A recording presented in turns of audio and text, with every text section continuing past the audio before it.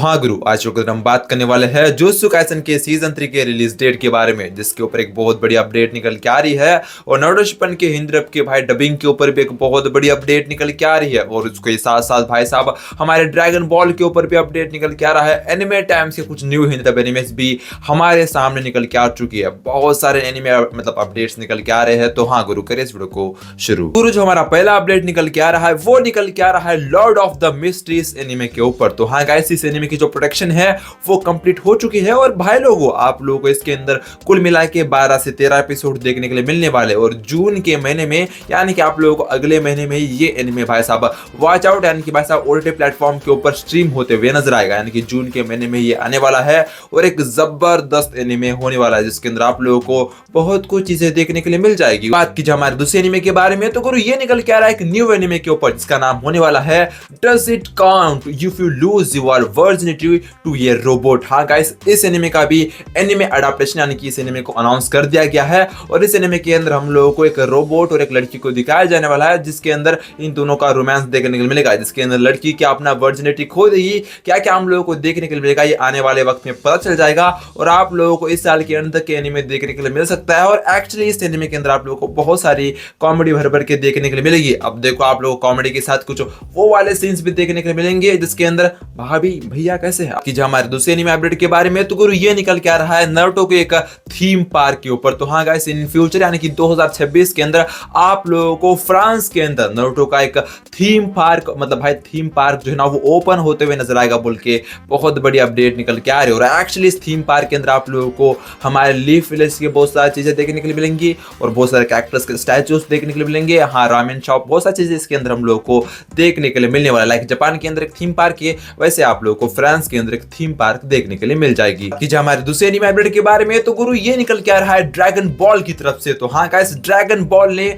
इस बार बहुत ज्यादा ही कमाई कर ली है, यानी कि 190 बिलियन की कमाई की है, यानी कि 190 बिलियन येन की कमाई की है। जिसकी वजह से भाई साहब उसने गुंदम और वन पीस को भाई साहब पीछे छोड़ दिया, यानी कि उसने नंबर 1 रैंक हासिल कर लिया है पैसे कमाने के मामले में। और लिटरली भाई 190 बिलियन येन किसे कहते हैं भाई, मुझे एक बार मिल जाए भाई, मैं तो भाई रोड के ऊपर, समझ रहे हो ना भाई आप, मैं क्या कहना चाहता हूँ। इतना पैसा मिल जाए तो बंदा वीडियो ही क्यों बना, यूट्यूब के ऊपर काम ही क्यों करे भाई। बात कीजिए हमारे दूसरे एनिमे अपडेट के बारे में, तो गाइस ये निकल के आ रहा है अटैक ऑन टाइटन के ऊपर। तो हाँ guys, attack on Titan anime को ग्लोबल अवार्ड मिला, यानी कि ग्लोबल इंपैक्ट अवार्ड मिला है, वो भी क्रंची रोल की तरफ से। और एक स्पेशल अवार्ड था वो भी हमारे अटैक ऑन टाइटन के लिए, क्योंकि ग्लोबली अटैक ऑन टाइटन ने कमाल किया है। उसके मूवीज को ही देख लो और भाई क्या बोलो उसके बारे में। और आने वाले वक्त में आप लोगों को बहुत सारे अटैक ऑन टाइटन की मूवीज को भी दिखाया जाएगा बोल के अपडेट निकल के आ रहा है। और actually this is good news. और आने वाले वक्त में अटैक ऑन टाइटन बहुत सारी मूवीज के द्वारा ही पैसे कमाएगा। अब देखो, अटैक ऑन टाइटन की जो सीरीज है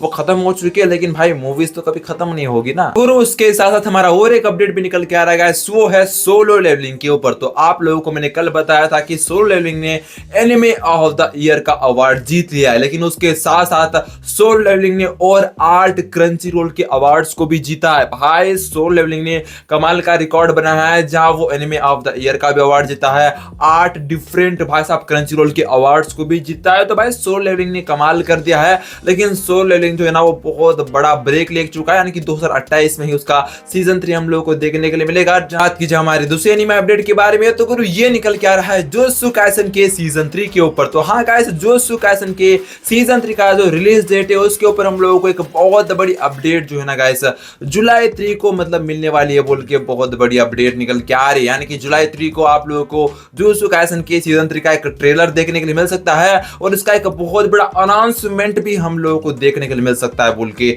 अपडेट निकल के आ रहा है। Actually this is the biggest news ever, यानी कि जुत्सु काइसेन की सीजन 3 का बहुत सारे लोग इंतजार कर रहे हैं। अब देखते हैं भाई साहब उसके अनाउंसमेंट के अंदर क्या देखने के लिए मिलता है, रिलीज डेट ही देखने के लिए मिल जाए या उसका एक धड़कता प्रोमो हम लोगों को, यानी कि ट्रेलर देखने के लिए मिल जाए। और एक्चुअली अगर वो ट्रेलर दिखाते हैं तो भाई साहब मजा ही आ जाएगा। बात की हमारे दूसरे एनिमे अपडेट के बारे में, तो गुरु ये निकल के आ रहे कुछ न्यू हिंदी एनिमेस के ऊपर, जो अभी एनिमे टाइम्स के ऊपर दिखाया जा रहे हैं। जिसके अंदर नंबर 1 के ऊपर निकल के आ रहा है I've been killing slimes for 300 years. हाँ गाइस, इसके मतलब इस एनिमे के सीजन 2 को हिंदी में हमारे एनिमे टाइम्स के ऊपर दिखाया जा रहा है, लेकिन इसके सीजन 1 का कुछ अता पता नहीं, यानी कि I've been killing slimes for 300 years के सीजन 1 को मतलब एनिमे टाइम्स के ऊपर दिखाया ही नहीं जा रहा है। भाई क्या बताऊं आप लोगों को, सीधा सीजन 2 को इन लोगों ने चिपका दिया है कि सीजन 2 को हिंदी डब में देखो, सीजन 1 को हम आने वाले मतलब वक्त में इन फ्यूचर दिखा देंगे। भाई इनका कौन सा सस्ता नशा चलता है मुझे ये भी नहीं पता। पहले ब्लू लॉक का रीडअप करके इन लोगों ने हिंदी डब में दिखाया 30 बना के, और मुझे पता नहीं यार एनिमे टाइम्स वाले क्या चाहते हैं हम लोगों से। उसके साथ और एक एनिमे को भी हिंदी डब में हमारे एनिमे टाइम्स के ऊपर दिखाया जा रहा है गाइस। मैं बात कर रहा हूँ Ghost in the Shell anime के बारे में। तो हाँ गाइस, इस एनिमे को हिंदी डब में, तमिल डब में और तेलुगु डब में दिखाया जा रहा है। और लिटरली बात की जाए इसकी डबिंग की तो देखो जैसा एनिमे है वैसा डबिंग आप लोग को मतलब इस एनिमे की देखने के लिए मिल रही है। हाँ मैं बात कर रहा हूँ सो कॉल्ड डबिंग की, जो हर बार हम लोग को एनिमे टाइम्स प्रोवाइड करता है। और ये मतलब कब का मतलब भाई मुझे नहीं पता भाई कब तक ये चलता रहेगा, और एनिमे टाइम्स कब तक एनिमेक्स को भाई बर्बाद करता रहेगा। मतलब एनिमेस की जो बर्बादी है ना वो एनिमे टाइम्स ने भी स्टार्ट कर दिया है।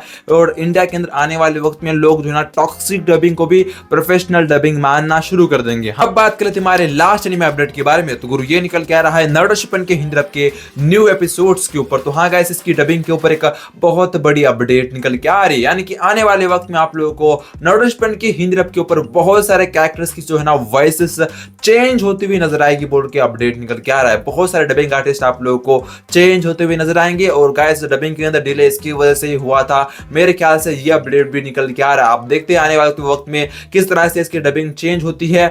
और मैंने अपनी जुबान से कह दिया कि जुलाई के महीने में नारुतो शिपन आएगा तो आएगा। अब देखो बहुत सारे लोग अपनी खुद की थ्योरीज बना रहे हैं, मेरी बेइज्जती कर रहे हैं, तो उनकी बेइज्जती का जवाब में आने वाले वक्त में एक प्रूफ दिखा के करूंगा।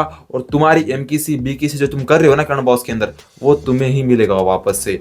मुझे नहीं पता तुम्हारी माँ बहन है या नहीं है जो दूसरों की माँ बहन को तुम लोग गाली दे रहे हो।